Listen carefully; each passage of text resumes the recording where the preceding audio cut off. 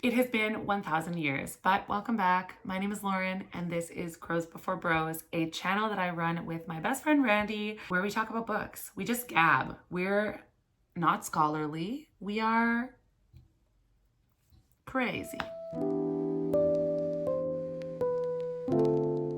Let's crack a Coke and True Lime together and talk about books. I'm like an addict, baby. I feel like it's been 1,000 years since I've made a video. Let me update you on what I've been reading. I'm going to start with the lowest ranking books that I've read. I think the last time that I made a video, I rolled the dice for Slender Man. I'll get to that, but I'm going to rapid fire the books that I've read over the last December, January, February, March, just so that you guys can get an idea of what you might like to read if we have similar tastes. If you hate all my recommendations, then pick up the 2 stars, okay? Firstly, I'll go through the couple of 2 stars that I read over the last little while. There's 4 of them. So 2 of them were actually the TJ Klune books that I read in this season. So I read Somewhere Beyond the Sea, and I didn't like it at all. I loved House in the Cerulean Sea, and so I had really high hopes for this, and I don't know if maybe my expectations were too high. I found the second book to be quite boring, and it took me a really long time to finish it. I just wasn't interested in picking it up, and I have a really nice copy of it too with the nice sprayed yellow edges, but wasn't for me, and I wanted to give him another chance because I love House in the Cerulean Sea. I also love Under the Whispering Door, but I also read Bones Beneath My Skin, and I didn't like that one either. It was also a 2-star for me. I feel like I once thought TJ Klune was like an auto-buy author for me, and I think that his stuff is really hit and miss. The ones that I mentioned are really the only 2 that I really loved. And then I read Watermoon, which has a really cool concept. It's about a pawn shop where you go to trade your regrets. And that kind of concept, plus just my affinity for magical realism, I was really excited for this one, and I feel like it fell flat. So this was a 2-star for me also. And last 2-star, I read The Fury by Alex Michaelides. This is another case of I love The Silent Patient. I was really hoping for something from this book that I just didn't get. It was strange, but also kind of boring. It just didn't hit for me the same way that The Silent Patient did. I have The Maidens on my shelf, and I'm hoping to get to it sometime soon, just when I'm looking for a thrillery type of thing. I have kind of medium hopes now because this one was so different than The Silent Patient. Okay, so then for 3 stars, I'll start with Slender Man actually. Slender Man was my last dice roll book, and we will roll a dice at the end of this video to pick another read for me. But I will say that you can tell I've not been going strictly on, that last sip was so sour. Owie! I've not been going strictly on the dice rolls. I don't know that there's ever going to be anything that's going to stop me from just buying books. I'm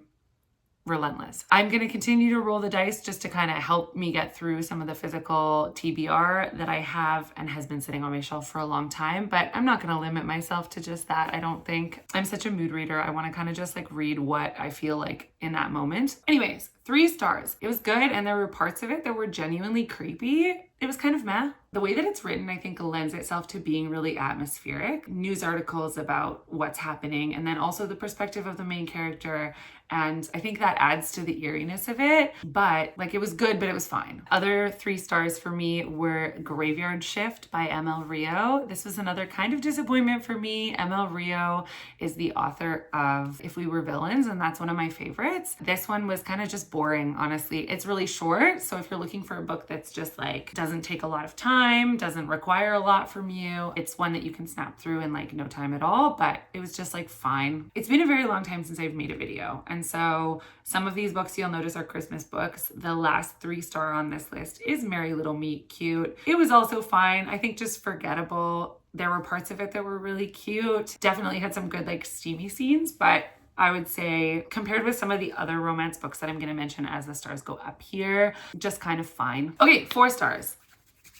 There's lots of 4 stars. The first 4-star book, I'll do my only other Christmas read here, and that's The Most Wonderful Crime of the Year. It was interesting. I feel like around Christmas, a lot of the books that come out are just cozy rom-com type of things. And we're at the Christmas tree farm, or we're at the, drinking hot chocolate together and whatever. This was kind of like a cozy mystery. The concept alone, I think, was what drew me to it and what made it kind of different than ordinary Christmas reads. I would say if you are looking for Christmas reads when Christmas comes around again, this is a good one. It was also the first book that I read on my brand new Kobo Color Libra, which I go nowhere without anymore. I am reading in bed, just poking at the screen. I'm obsessed with my Kobo. I read everything on there now. Okay, and then I read Deep End by Ali Hazelwood, which was great. It was really good. I think I kind of compare Ali Hazelwood books to the gold standard for me, which is Not in Love. I loved that one. It wasn't always a favorite. Obviously, it's one of her more recent ones too. Like I loved Love Hypothesis and then felt that things kind of went downhill a little bit from there. But she has the second book in that kind of series coming out this summer, and I'm really looking forward to that because Not in Love was my favorite. And then I read Immortal Longings, which is kind of like a dystopian, interesting type of a book where there's body jumping and it's kind of like the Hunger Games, but it takes place like within the city. So there isn't like a separate arena. There are just people killing each other on the streets, which is wild, very cool concept. Parts of it I felt were maybe a bit convoluted and fell a bit flat. I think there's more books in the series, definitely one more, if not several more, and I haven't felt like I need to go get it. So that's why this one is a 4-star for me, but it was quite good. I also read Intermezzo by Sally Rooney, which is, I think, excellent, but it did take me a while to kind of pace with Sally Rooney's writing style. Randy hates Sally Rooney. She gets very quickly enraged by the artistic choice to not use quotation marks at all, and I don't mind. And it took me a little while to kind of like get into it, but I think like once I got halfway, 3/4 of the way into the book, I was pacing well, and like I really like the story of this one and following the two brothers and their kind of different paths and unconventional sort of like trajectories to finding love. It was quite good. And I think I will be reading more Sally Rooney. Gosh, there's a lot of 4 stars. Sorry, you guys. Dating and Dragons was also a 4-star for me. Another, like I can't get out of being comparative, right? So this one is the second in a series and I thought the first one was a little bit better. So first one was a 5-star and this one's a 4-star, but they were both a lot of fun. And then I read Icebreaker, and actually I wanted to prioritize Icebreaker because I am a music teacher by trade and one of my students was telling me that she read this. Can you believe that? It is not a book for children, like tweens reading Icebreaker. Hannah Grace, you gotta make some sexier covers so that people don't think that your books are about cartoon people. I quite liked it. I didn't like it quite like I liked Wildfire, but it was very good. Definitely not appropriate for children. And lastly, the saddest, 4 is a good amount of stars, okay? But I have never given an Emily Henry book 4 stars. I feel hurt in my soul to do so. But I also just recently read Great Big Beautiful Life and it was fine. I didn't get enough time to marinate in the 2 main characters, Alice and Hayden, because we spent a lot of time with a 3rd main character, which is the aging socialite that they are both interviewing for an opportunity to write her biography. It was fine. It was a little insta-lovey for me, and I don't want to give you too much because I hope that Randy and I will do a buddy read about this eventually, sometime in like late spring, early summer. Randy is often like the concise part of my brain, so I'll leave you with it's okay. It was nothing remarkable, which is so sad. 5 stars, 5 stars, 5 stars, 5 stars, 5 stars. Okay, because I really loved these ones, I'll give you just a brief kind of synopsis of what they're about, / kind of their vibes. Firstly is Twelfth Night by Olivia Blake's pseudonym that she uses to write YA. So Twelfth Night is a Shakespeare retelling of Twelfth Night, but it's kind of a love story between a football player who gets injured and this kind of gamer girl who is not like other girls. It is a lot of fun, and I think it was a great retelling. If you like the movie She's the Man, you will like this book.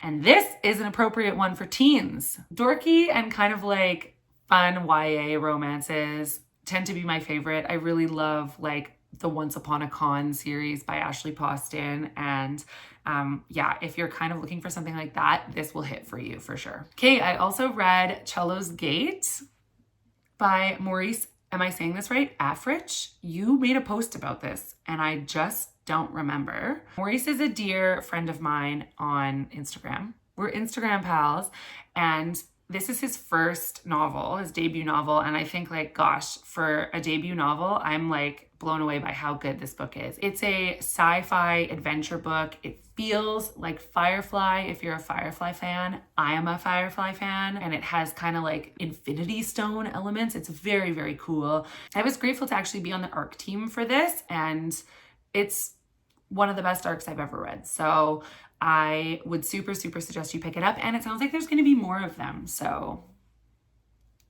also, I did finally get around to Death's End, which is the third book in the Three Body Problem series that Randy and I have been reading. We did both read it. We were planning to do a video for it, and then we were crushed beneath the weight of life's problems. No video, but in my opinion, I can't speak for Randy, but in my opinion, this one is the best of the series. It's also the densest, like it is quite large, spans thousands of years, but oh my gosh, the bow that it wraps around this whole series is just like magnifique. If you like sci-fi and you're a little bit of a weirdo and you're okay with books being kind of hard to follow sometimes, I would super recommend this series because I think the payoff is worth it. Okay, I don't read a lot of nonfiction, but I also read How to Keep House While Drowning because I was drowning.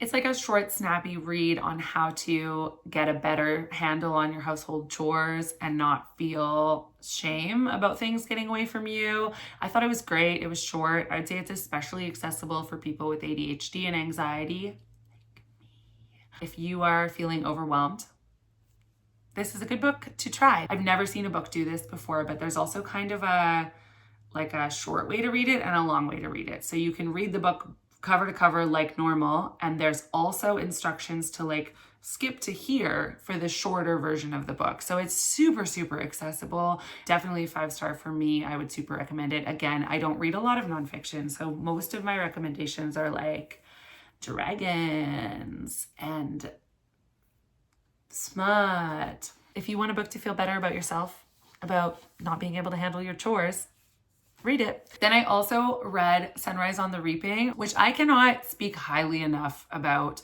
I thought this book was an awesome addition to the existing Hunger Games world. I was trepidatious, that's a word, because I didn't love Ballad of Songbirds and Snakes. I really liked the movie, but I thought the book was the worst and just boring, slow, too long. I mean, obviously, it's like the only one that's written in a kind of different perspective than the other books, but also it's about President Snow and he sucks. I did not enjoy it at all. I think I gave it 2 stars. I was so pissed. I was like, I love the Hunger Games series and this book is the worst. Don't come for me. That's not a super popular opinion. A lot of people really love Ballad of Songbirds and Snakes. They would cite it as their favorite of the series, and I can't relate at all. I think it was bad. But Sunrise on the Reaping is excellent. It actually reminds me of Catching Fire, which is, in my opinion, the best of the original trilogy. It was so good and heart-wrenching. Like, Haymitch was such a great character in the original series.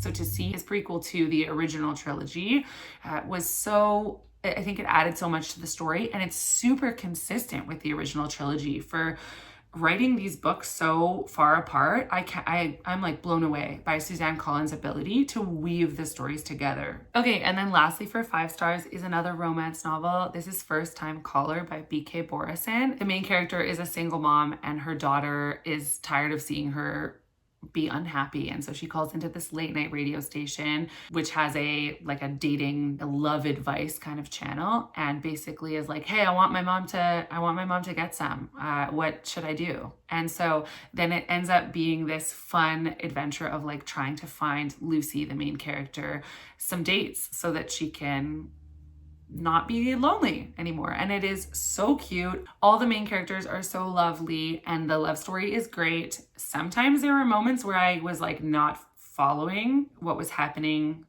intimacy wise. That could be a product of my brain though. So I would super recommend it. I thought it was quite cute and had like good flow throughout the book. That would be, yeah, probably my favorite romance that I've read in this last season. If you're the kind of person who really loves like Emily Henry style banter, I think BK Borison did a really good job of that in First Time Caller, and I'll have to read some of their other books. There's one 6-star book in this season of reading for me, and it is Blood Over Brighthaven by M.L. Wong.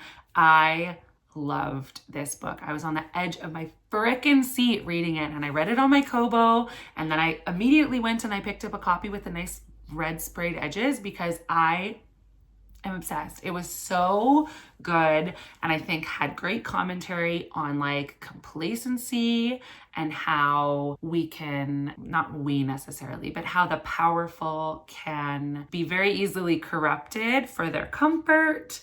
I loved it. It was like heavy-handed in terms of its messaging, and I think it did a really great job of it. Randy would disagree with me. She did not love it. But what is friendship if not for a discourse about books? I thought it was so good. If you're looking for a fast-paced fantasy magic moment that has like everything, a romance element, magical coding, oh, it was so good. If I can recommend any one book for you to pick up in this season, if you're looking for something fun and funky fresh, it would be this one. I really loved it.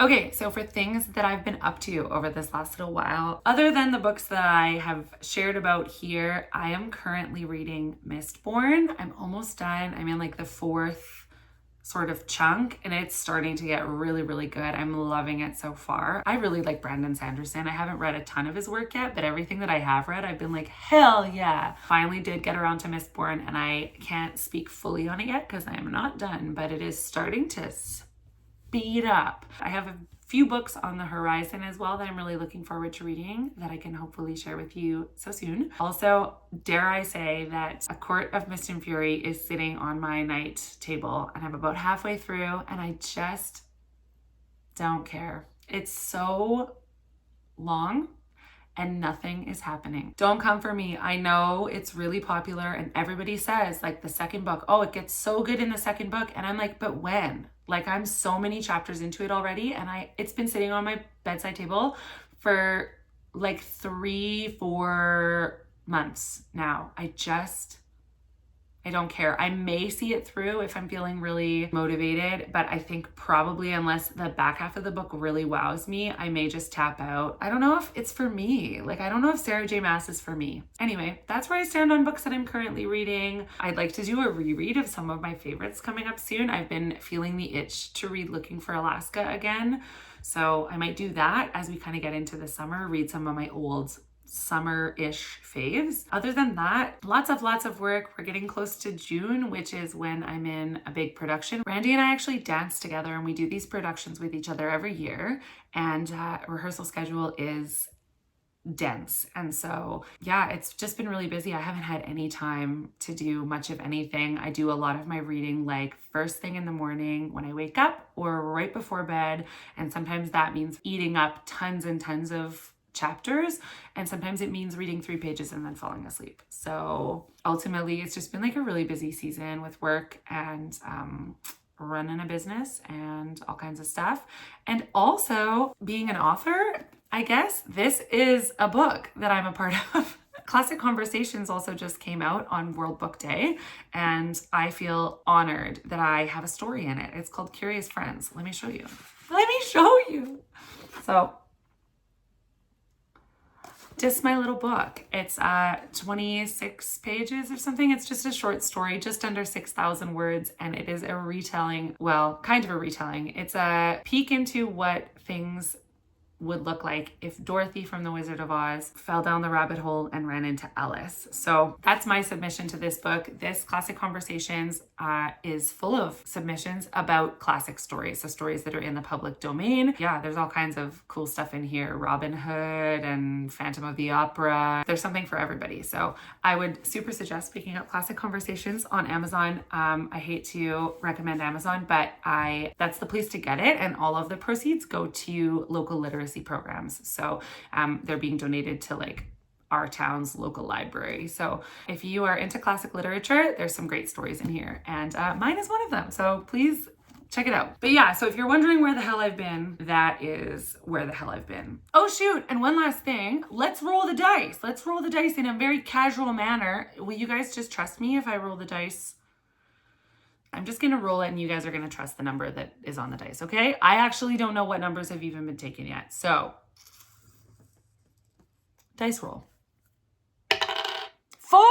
Ooh! I know what that means. That means that I get to read 4th thing. Finally. Okay. Exciting. Well, come back, come hang with me, come vibe. I love you guys. Thank you for sticking around, even though we post with the frequency of like an elderly man with no access to a computer.